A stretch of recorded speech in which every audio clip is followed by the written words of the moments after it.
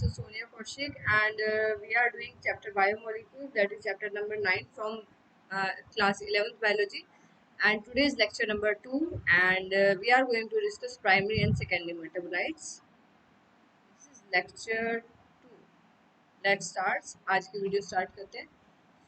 So, primary and secondary metabolites. Students, इसको करने से पहले मैं आपको एक इजी सा एग्जांपल दूंगी. फॉर एग्जांपल, आपने कभी देखा होगा कि some plants are producing rubber. Like rubber plant क्या प्रोड्यूस कर रहा है?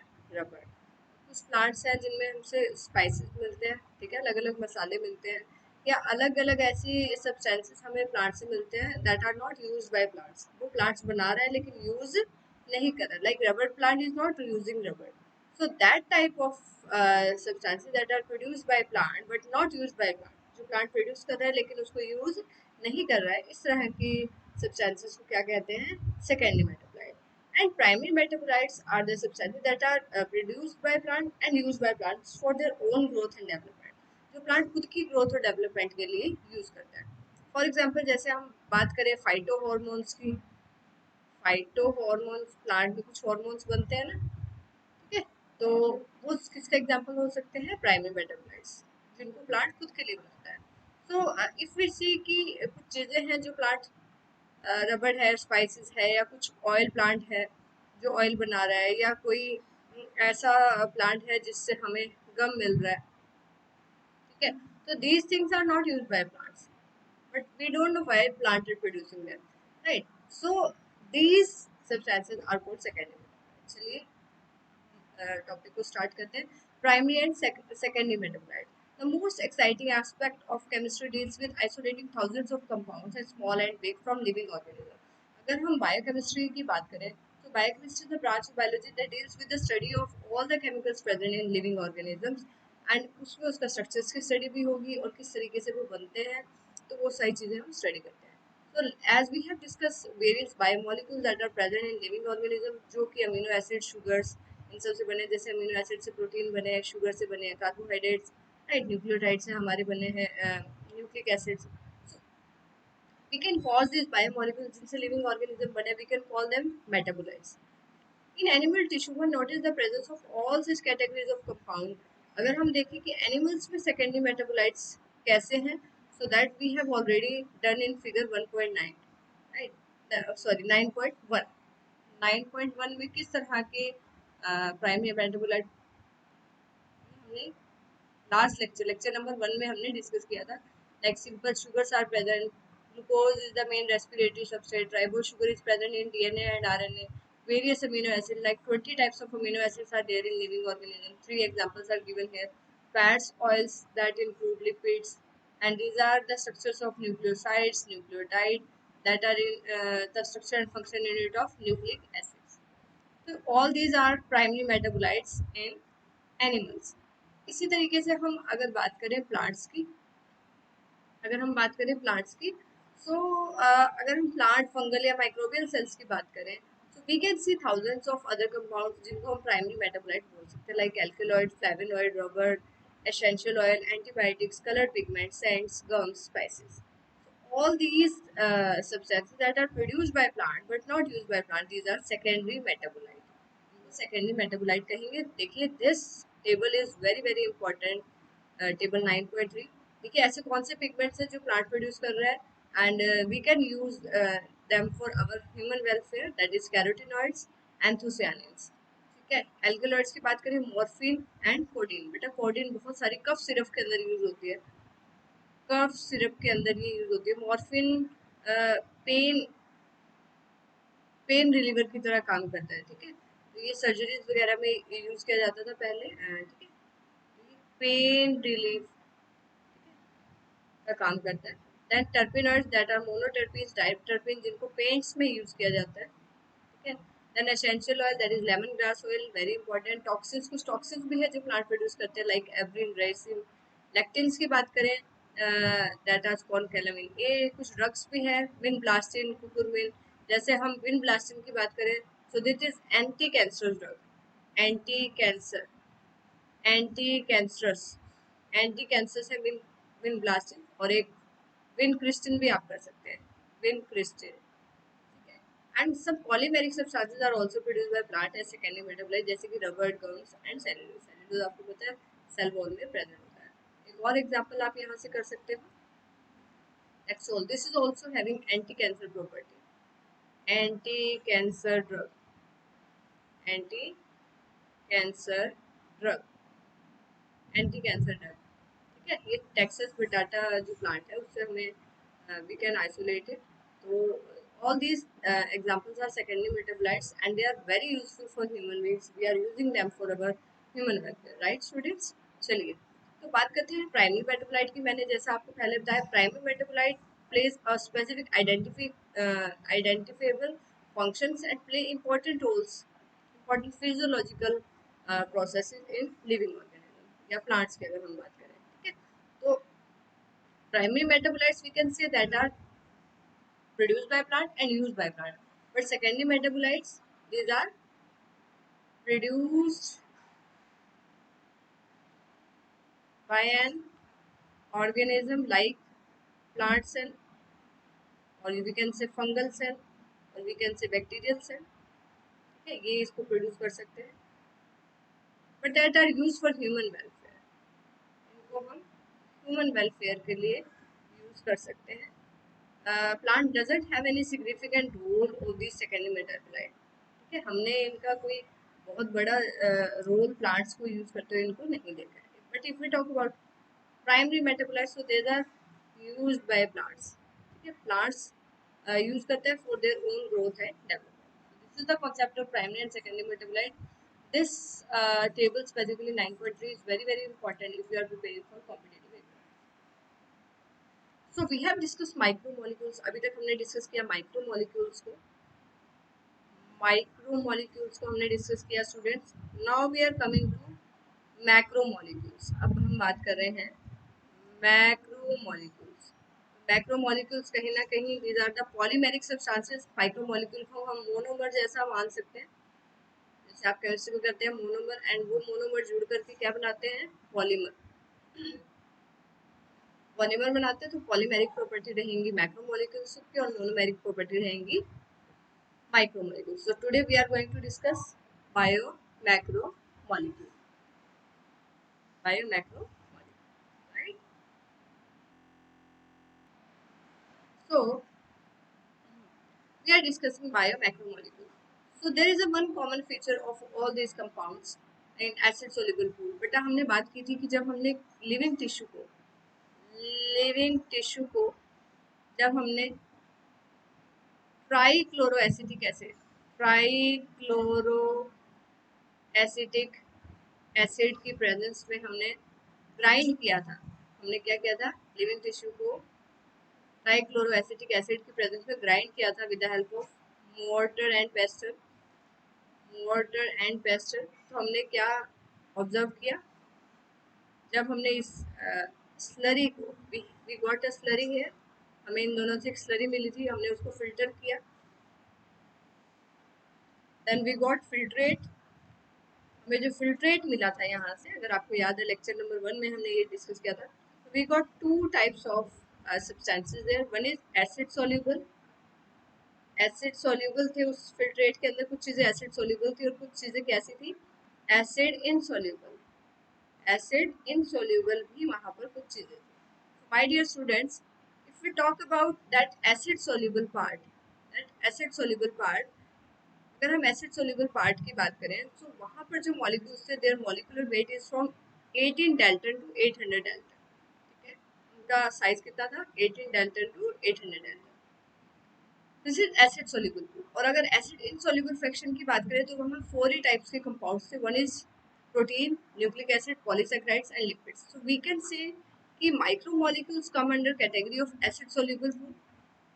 एसिड सोल्यूबल पूल में क्या थे, माइक्रोमोलिक्यूल्स थे, और एसिड इनसोल्यूबल पूल के अंदर क्या थे, एसिड इनसोल्यूबल पूल के अंदर हमारे पास क्या थे, मैक्रोमोलिक्यूल्स, राइट, क्या थे, मैक्रोमोलिक्यूल्स, ठीक है। तो all the macromolecules are acid insoluble, ठीक है, लिपिड्स भी एसिड इनसोल्यूबल थे, but lipid is not a strict macromolecule, जैसा हमने कल भी डिस्कस किया था, it is not a strict macromolecule. Exception, this is exception, lipids are exception. अगर हम इनकी मॉलिक्यूलर वेट की बात करें तो their molecular weight is around 10,000 dalton and above. For this reason, biomolecules की अगर हम बात करें, they are of two type. One is that weight having less than 1,000 Dalton. ऐसे बायोमोलिक्यूल जिनका मॉलिक्यूलर वेट 1,000 डाल्टन से कम है, एंड इनको हम कहेंगे माइक्रोमोलिक्यूल. एंड द मैक्रोमोलिक्यूल्स जिनका साइज इनसे बड़ा है, 1,000 डाल्टन से बड़ा है, they are macromolecules and that will be come under acid insoluble fraction. Macromolecules को we can called as bio macromolecules. ठीक है. तो लिपिड्स की अगर बात करें, why they are not strict macromolecule, we have also discuss in lecture number 1. The molecules in the soluble fraction with the exception of lipid are polymeric substances. Then why do lipids molecular weight doesn't exceed 800 Dalton? Lipids की अगर हम molecular weight की बात करें तो ये micromolecules की तरह है, but they are polymeric substances, that's why they can come under the category of macromolecule. This is a very confusing statement here, that lipid have weight like micromolecule, but they are polymeric like, and they are insoluble like macromolecules. So we can categorize lipid in macromolecule, but that are not strict macromolecules. So ये लिखना पड़ेगा. This is an exception to all other macromolecules like proteins and nucleic acids like that. Okay. चलिए उसके हम बात करेंगे. What is that line, let me discuss. Lipids are, हाँ yes, lipids are very important compound that is present in our cell membranes. आपको पता है ना, सेल मेम्ब्रेन के अंदर कौन से लिपिड्स प्रेजेंट है? फोस्फोलिपिड्स. फोस्फोलिपिड्स प्रेजेंट है. When we grind a tissue we are disturbing the cell structure. जब हम किसी टिश्यू को ग्राइंड करते हैं, हम उसके सेल स्ट्रक्चर को ब्रेक करते हैं. ठीक है. तो सेल मेम्ब्रेन किस में ब्रेक हो जाएगी? पीसेस में, और उसमें से वेसिकल्स बन जाएंगे that are not water soluble, or that vesicles get separated along with some acid insoluble pool. That means lipids are not strictly macromolecule क्योंकि acid insoluble के अंदर आते हैं. एसिड सोल्यूबल पूल की अगर बात करें, ज्यादातर चीजें साइटोप्लाज्म में ही प्रेजेंट होती है, दैट आर रफली in the category of cytoplasmic composition. The macromolecules form cytoplasm and organelles and become acid insoluble fraction. ठीक है, क्योंकि उनका स्ट्रक्चर जो है कंपैरेटिवली थोड़ा सा कॉम्प्लेक्स है. They are polymeric in nature. तो इन समरी अगर हम बात करें भी, if we represent a chemical composition of a living tissue, अगर हम लिविंग टिश्यू की बात करें स्टूडेंट्स, तो हमें उसको दो कैटेगरी में we can divide. One is acid soluble, acid insoluble. Acid soluble में हमारे पास आएंगे बच्चों माइक्रोमोलिक्यूल, और एसिड इनसोल्यूबल पार्ट में भी है मैक्रोमोलिक्यूल. चलिए और कंपोनेंट्स की बात करते हैं कि जितने बायोमोलिक्यूल्स हमने पढ़े, proteins, carbohydrate, lipids, nucleic acid, या इसके अलावा हमारे सेल्स में water is present in abundance and ions are also present. So let's discuss what is the percentage of these components in our cellular mass, and this again very important. Most of the you can say cellular mass in our cell is having water, that is 70 to 90%. Proteins are on the second number, that is 10 to 15%. Very important, because protein play a very important role in form of enzyme, in form of hormones, in form of you can say antibodies. तो बहुत सारे functions हैं जो protein play करता है. Even हमारी cell membranes के अंदर that is made up of phospholipid that also have some integral and peripheral protein. तो हम बात करेंगे कार्बोहाइड्रेट्स की, जो कि 3% रहेगा. लिपिड कितना परसेंट है? 2%. न्यूक्लिक एसिड कितना है? 5 to 7%. एंड आयंस, जैसे that may be sodium ion, that may be calcium ion, that may be potassium ion, so that are only 1%, right. So this is all about the concept of primary and secondary metabolite along with the components of you can, or we can say the composition of cellular composition. चलिए आज एक और important topic macromolecule से हम cover करते हैं, that are proteins. Proteins को आज हम कर लेते हैं. ठीक है. So in this lecture we are going to start proteins, and let's see कि कितना हम लोग करते हैं इस लेक्चर में. चलिए proteins. Proteins are polypeptides. Proteins क्या है? पॉलीपेप्टाइड. पॉली मतलब बहुत सारे, पेप्टाइड बॉन्ड है. देखिए we already know proteins are made up of amino acids. Proteins are made up of amino acids. Protein किससे बने हैं? अमीनो एसिड से बने हैं. एंड अमीनो एसिड्स के बीच में जो बॉन्ड नजर आएगा बच्चों, दिस इज पेप्टाइड बॉन्ड. कौन सा बॉन्ड है? पेप्टाइड. Peptide bond, right. तो प्रोटीन्स के अंदर we have different type of amino acid. Proteins के अंदर हमारे पास डिफरेंट टाइप के अमीनो एसिड और बहुत सारे प्रोटीन बॉन्ड्स हैं। तो देखिए पहले तो बहुत सारे पेप्टाइड बॉन्ड है, दैट्स व्हाई इसको पॉलीपेप्टाइड, प्रोटीन्स को पॉलीपेप्टाइड भी बोल सकते हैं। अब सारे अमीनो एसिड सेम नहीं है। प्रोटीन्स के अंदर we will have different types of amino acid, अलग अलग तरह के अमीनो एसिड। तो प्रोटीन को हम यहाँ हेट्रोपॉलीमर भी बोल सकते हैं। Very very important. हमने पढ़ा है कि जितने भी मैक्रोमोलिक्यूल है that are polymeric substance, but उनमें सेम रिपीटेटिंग यूनिट हमें नजर आएंगे, राइट। लाइक हम अगर हम बात करें कि पॉलीसेकेराइड की, सो दे में हैव, अगर हम सिंपल पॉलीसेकेराइड की बात करें so they may have different types of, you can say, और number of same sugar molecule, like glucose का बहुत सारा जो है नंबर वहाँ प्रेजेंट है।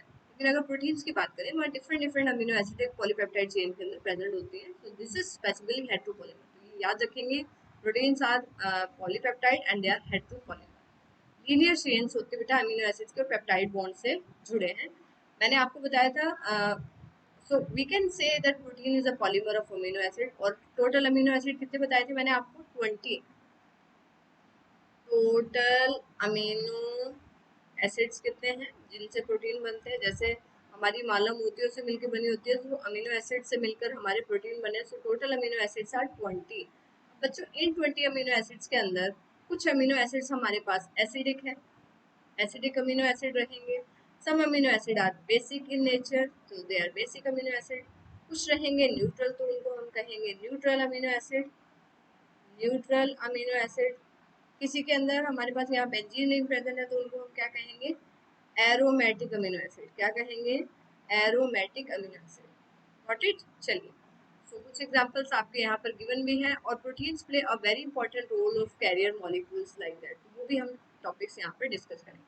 Like alanine, cysteine, proline, tryptophan, lysine. These are some examples of amino acids. Protein is a heteropolymer, not a homopolymer. This we have already discussed. मैं आपको बता चुकी हूँ, homopolymer होता है जो एक ही तरह की monomeric unit से बना हो। लेकिन यहाँ पर different amino acids हैं प्रोटीन के अंदर, so that why it is called heteropolymer. इसको heteropolymer ही कहेंगे। So this information about the amino acids content is very important later on in your nutrition lessons, and you will learn certain amino acids are essential. बेटा हम amino acids को बोल सकते हैं, कुछ amino acids हैं जो कि एसेंशियल है and that are synthesized in our body. Essential है। और कुछ अमीनो एसिड कैसे होंगे? Non essential. What it? तो कुछ एसेंशियल होंगे, कुछ नॉन एसेंशियल होंगे, तो वो हम बाद में डिस्कस करेंगे। तो अमीनो एसिड दो तरह की कैटेगरी में हम डिवाइड कर सकते हैं, एसेंशियल जो हमारी बॉडी के लिए ज़रूरी है, एंड नॉन एसेंशियल, मतलब essential that will be synthesized in our body only, and non essential we can take with our from our food and from our diet. Protein कहाँ कहाँ प्रोटीन प्रेजेंट है बेटा? Protein हमारी cell membranes में present है in the form of integral protein, peripheral protein, जिनको हम extensive या इंटेंसिव प्रोटीन भी बोलते हैं, that are may be present in the form of antibiotics. Antibiotic नहीं कहेंगे, एंटीबॉडीज। एंटीबॉडीज के फॉर्म में है, दे फाइट्स अगेंस्ट इन्फेक्शन। और कुछ हमारे हॉर्मोन्स के फॉर्म में है, कुछ एंजाइम्स के फॉर्म में। तो protein plays a diverse role in our cell, you can say. And if we talk about most abundant protein in the animal world, that is collagen. Very important question for NEET. NEET के लिए बहुत ही important question है. Most abundant protein in animal world, that is collagen. But if we talk about the most abundant protein whole biosphere, पूरे biosphere में कौन सा सबसे ज़्यादा प्रोटीन पाया जाता है? So that is rubisco. कौन सा है? rubisco. क्या नाम है? रेबिलोज बिसफॉस्फेट कार्बोक्सिलेज ऑक्सीजनेज, जो कार्बोक्सिलेशन भी करता है, ठीक है, और ऑक्सीजनेशन भी करता है। So rubisco is the most abundant protein in whole biosphere and collagen is the most abundant protein in animal world. Got it? समझ आ गया? चलिए, ये जो टेबल यहाँ पर गिवन है, this is very important. Coming to this table, इस टेबल की बात करते हैं। So some proteins and their function, like collagen की हमने बात की, this is the most abundant protein, right? Most abundant, सबसे ज़्यादा पाए जाने वाला, most abundant protein in animal world, in animal animal world, ये एनिमल वर्ल्ड में सबसे ज़्यादा पाया जाने वाला प्रोटीन है। तो it is present eight intercellular ground substance in our body. जहाँ पर भी फ्री स्पेस प्रेजेंट होगा टिश्यू में, ऑर्गन्स में, वहाँ पे ये ग्राउंड सब्सटेंस की तरह प्रेजेंट होगा। Trypsin, this is protein digesting enzyme. कैसा एंजाइम है? प्रोटीन डाइजेस्टिंग एंजाइम है, प्रोटीन डाइजेशन में हेल्प करता है। Insulin very important, insulin is a hormone जो कि ग्लूकोज लेवल को कम करता है, लोवर्स ग्लूकोज, कौन से ग्लूकोज को, lowers blood glucose level, blood glucose level को कम करने में हेल्प करता है। एंटीबॉडी आपको पता है fight against infections, different types of antibodies are present, most abundant is IgG, इनको इम्यूनोग्लोबिन्स भी कहा जाता है। एंटीबॉडीज को आप लिख लेंगे, we can also call them Ig, Ig means immunoglobins, immunoglobins, चलिए रिसेप्टर्स की बात करेंगे तो कुछ प्रोटीन से बेटा जो रिसेप्टर्स की तरह काम करते हैं, like we have different types of sensory reception like smell को, टेस्ट, हार्मोन एक्सेट्रा, तो इन सभी के रिसेप्टर्स की तरह भी प्रोटीन्स काम करते हैं। Some proteins act as carrier molecules, right, carrier protein की तरह काम करते हैं, that are present on cell membrane, cell membrane में present होते हैं, this is very very important and this is asked in several time in our NEET exam, बहुत बार नीट एग्जाम में आ चुका है ग्लूट फोर। तो ग्लूट फोर क्या करता है, it enables glucose to transport into cell.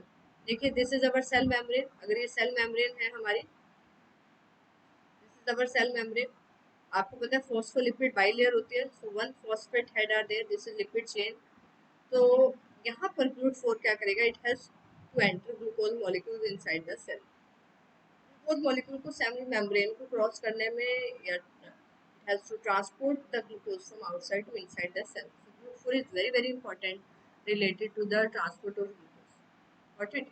So we have covered topic proteins today. आज हमने proteins topic को discuss किया हमारे lecture 2 में, and we have discussed the concept of acid soluble and acid insoluble micromolecules and macromolecules. On that basis, we can categorize biomolecules into two categories, micromolecule and macromolecule. Then we have discussed primary and secondary metabolites. So all the topics that we have discussed in this lecture are very very important. So I hope this video will be helpful for you all. So this is lecture number 2. For complete chapter, keep watching the lecture series of this chapter 9 of biomolecules. If I will give the link of lecture 1 in description box, so you can also check them. So till then, stay tuned, goodbye, take care.